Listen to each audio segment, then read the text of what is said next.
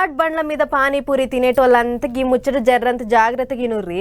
మీరు ఇన్ని దినాల సంధి అక్కడ తింటున్నదంతా అడ్డమైన తిండి. హగ్గ గేమేంది నోటికి కమ్మ కనిపించే పానీపూరి మీద గిసొంటి కూతలు కూస్తుంది అని అనుకోకుర్రి. గీ ముచ్చట నేను చెప్తున్నది కాదు, ఖుద్దు సర్కారే చెప్తుంది.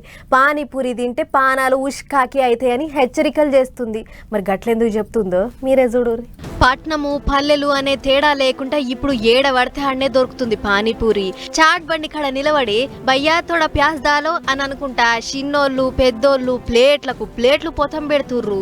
అందులో నెరి ఆడోళ్ళ సంఖ్య జర్రంతా ఎక్కున్నదనే చెప్పాలి.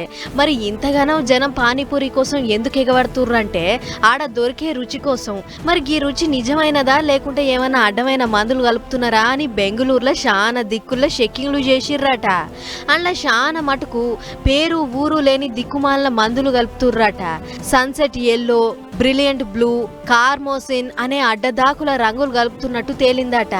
అందుకే ఆడ బిందెలో ఉండే పానీపూరి నీళ్లు అంత కమ్మగుంటాయని అంటుర్రు అధికారులు.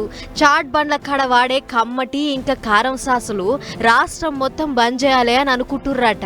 ఇప్పటికే అటు దిక్కు గోబీ మంచూరియా, కబాబా సొంటి దాంట్లో ఈసం మందులు కలుపుతుర్రని గా మందులను బంద్ చేసిన ముచ్చట అందరికి ఏరుకున్నదే కదా. అట్లనే గీ పానీపూరిలో కలిపే మందులు కూడా బంద్ పెడితే ఒక శితం ఒడిచిపోద్దని చూస్తుర్రట.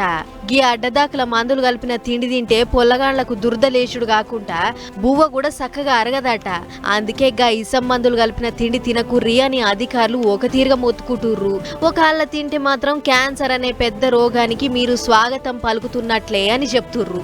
ఇక బండ్ల కాడికి పోయి నాకు 10 రూపీస్, నాకు 20 రూపీస్ అని అనుకుంటా మళ్ళా ప్లేట్లు పోతం పెడతారో లేకుంటే పూరాగా తినుడే బంద్ చేస్తారో ఇక మీ ఇష్టం. మేము చెప్పే కాడికి చెప్పినాం.